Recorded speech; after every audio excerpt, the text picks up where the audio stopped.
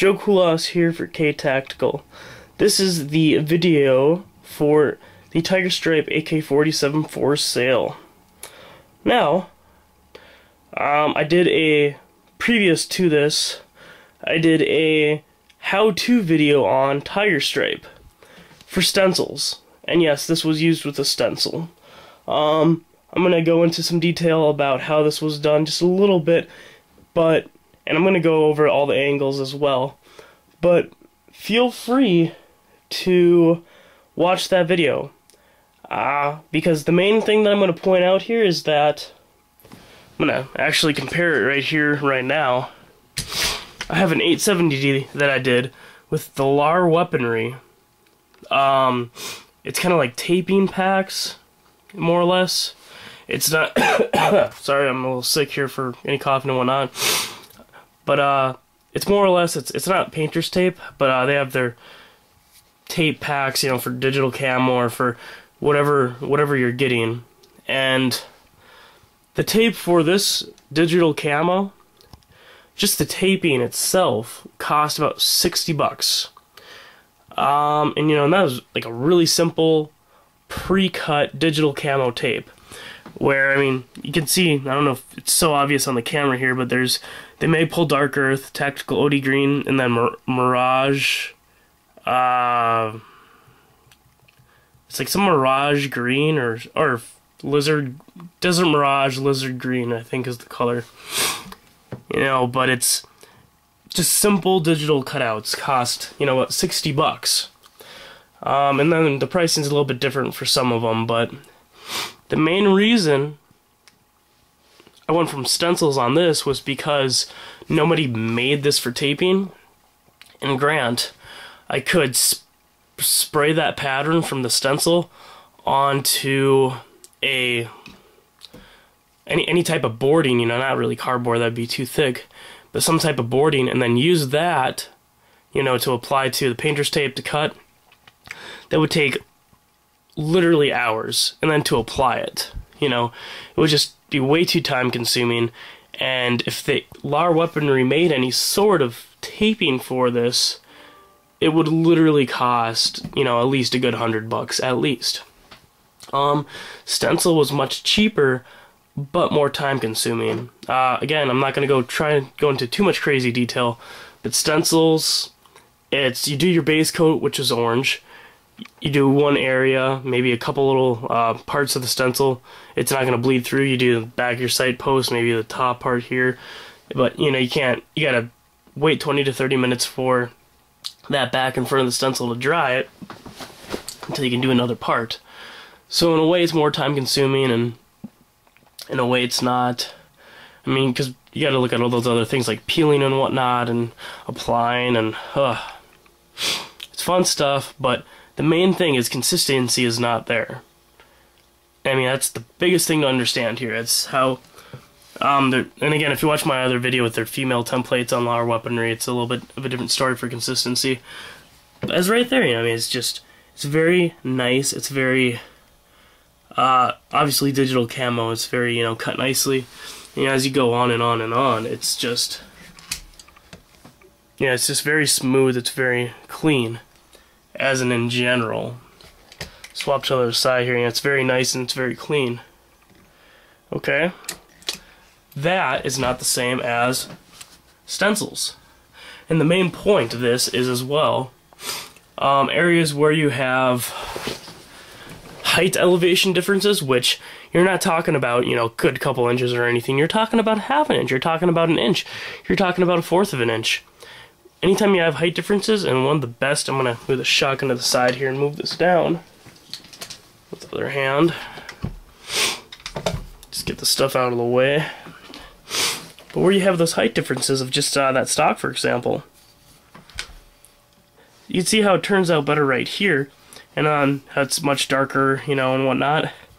That's because that stencil, that, I guess you can't really call it overspray, but when you're spraying to the left and to the right, you know, it's getting much more black because there's so much. It's more or less you're holding the stencil almost 1-to-1 right here, and then to the sides, because of that high elevation, it's like you're holding it away some, so it's not applying the best. And again, you know, it's doing an okay job, but the other main thing to note is where it is applied better, like right here. You can see those little black spots everywhere. That is normal. Again, taping, and I have my AR done the same way, but with taping, it's very clean, it's very cut. Wherever, for example, when you apply that first base coat, which on here was Make Pull Flat Dark Earth, alright, wherever I want there to be Make Pull Flat Dark Earth, you apply tape. Every single area where you apply tape, it's going to be Make Pull Flat Dark Earth. You apply your second coat, which in this case was Tactical OD Green. Alright, now you apply all your taping. Where do I want Tactical OD Green? Then, if you want to keep on going with more layers and layers and layers, you just repeat. But that last coat, you apply, and everything else that's not taped off is that last color. And I want to say is that Desert Mirage Lizard Green. And that's what, you know, that's how it works.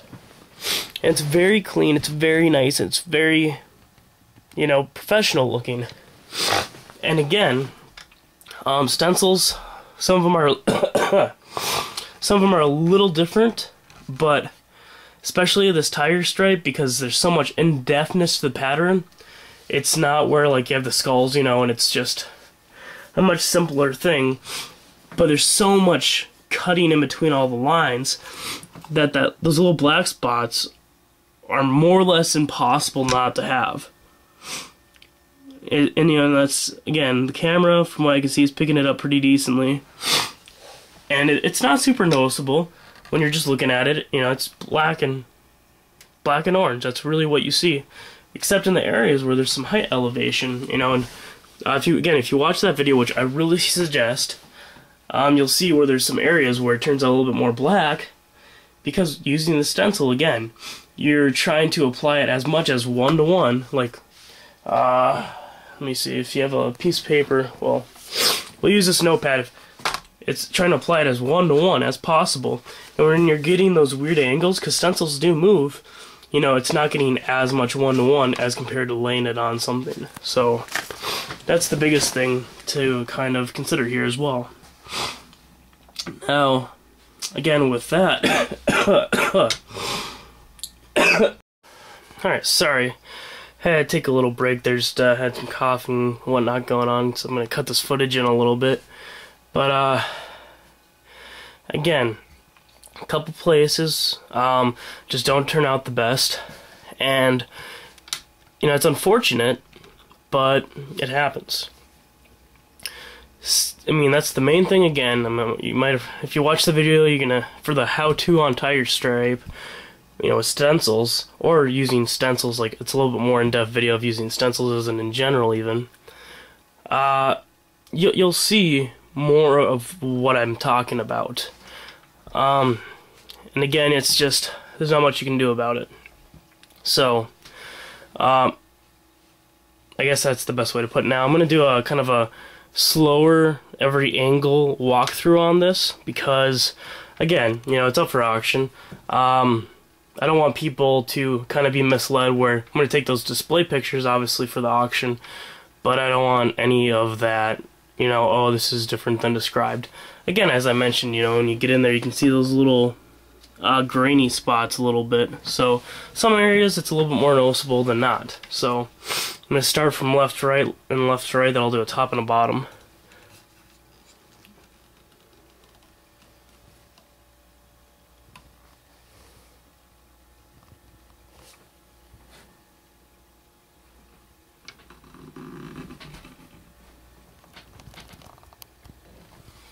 Get the grip in there again.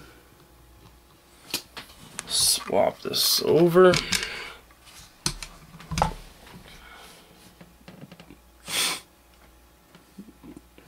And again, the scope mount, it really messed with the side. One thing I just really want to point out, huge elevation difference there, and I tried messing with it a little bit, just really didn't turn out the best, but it still looks good. From a far out view, it still looks pretty good.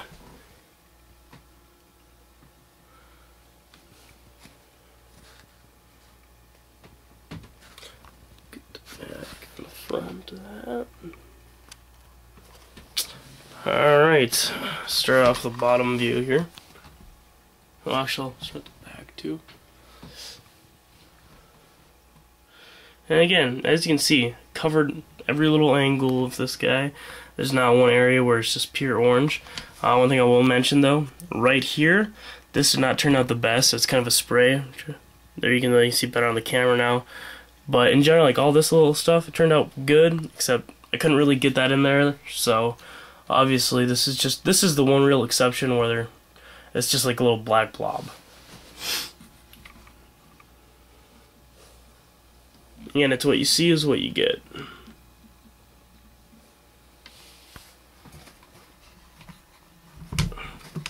Top view time.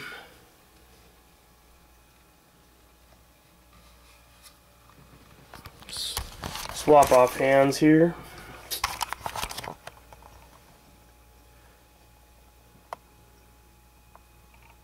Alright. So I think that's pretty self-explanatory. Again, you know, the auction comes with everything it says. It's I got the box over there in the corner. You know, it comes in a standard box with 1 meg, which for anyone that cares, I'll set the camera down again real quick. Throw that mag in there. I mean, obviously some people are gonna be like, oh, it looks, you know, really cool, whatever, with the mag and blah blah blah. Do side folding stock too. And from what I know, it's a Gen 2 Tapco side folding stock. I'm not 100% sure. From what I know, it's a Gen 2 though. You know, it looks really cool. So, and it comes with this Tapco. It comes with everything obviously on here. It comes with the Tapco folding stock. I don't believe this is a Tapco grip, it may be a Tapco grip. Tapco G2 trigger with a single hook. There's a Tapco muzzle brake on there. The Galil style handguard is from Tapco, and the magazine is not a Tapco. I think it's like a US. Just, you know, it's just one of those that they throw in there with it. So, one last thing I want to mention here. I'm gonna kind of set the camera down again. Take out this mag.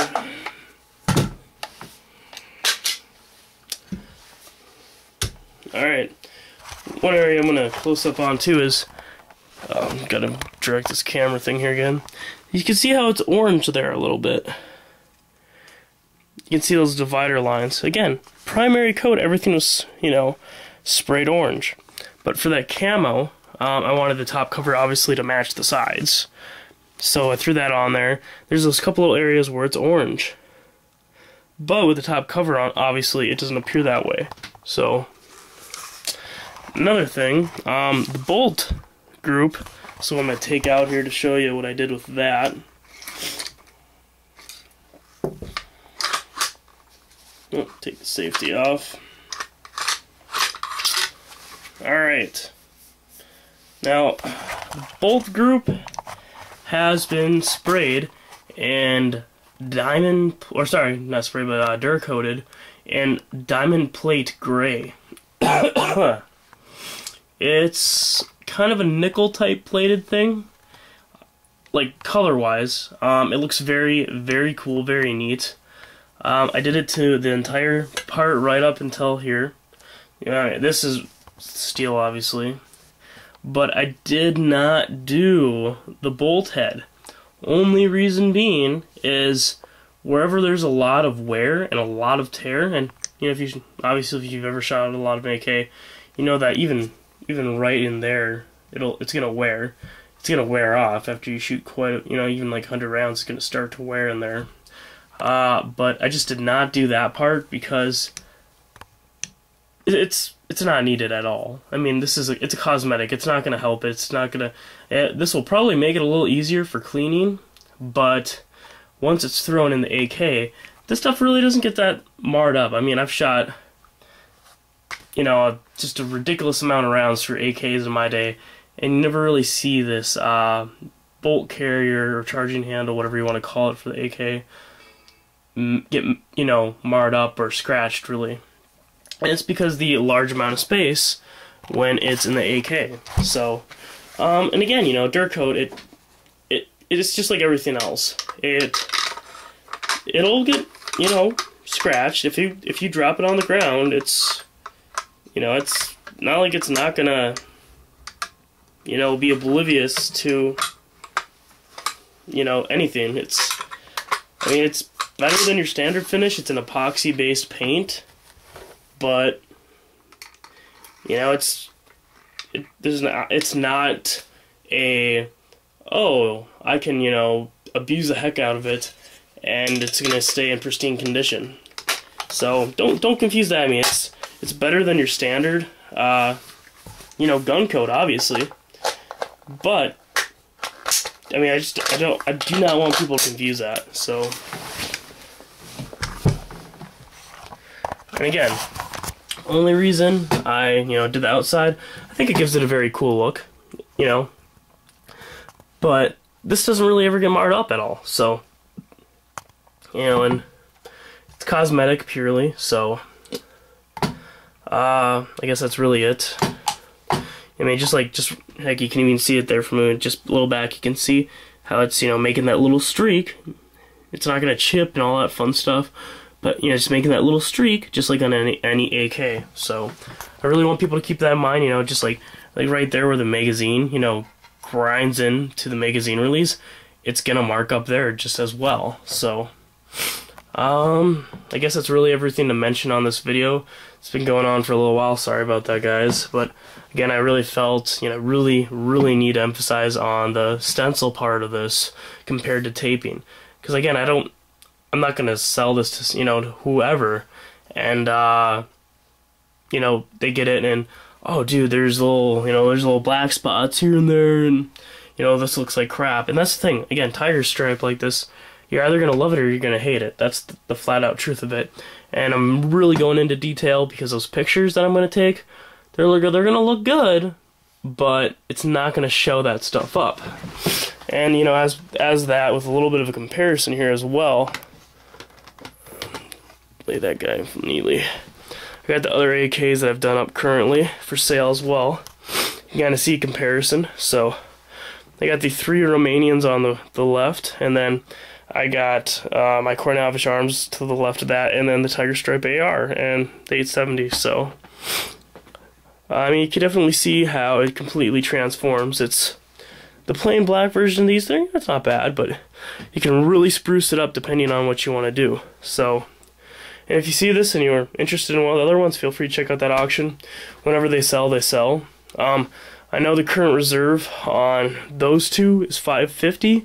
The current reserve may go up, may go down.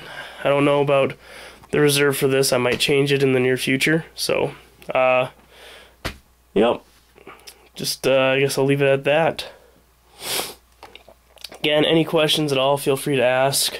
But, you know, it's the Tiger Stripe. It's really cool. Yeah, they're gonna love or hate it. So, and that's just how it is. And again, if you're interested in the other stuff I've done, and if you're interested in especially, oh, you know, I'd really like this gun Duracoated this way, and how do I do it? Best way is just give the money to me, I can buy the gun, paint it up, and then ship it to your FFL. And as well, these need to go to an FFL. So, again, hopefully read the auction, be aware of all that stuff. And I guess besides that, have a good day. Thanks for watching this video. Happy bidding. Feel free to sub to my channel and check out some other neat stuff I've done. Take care.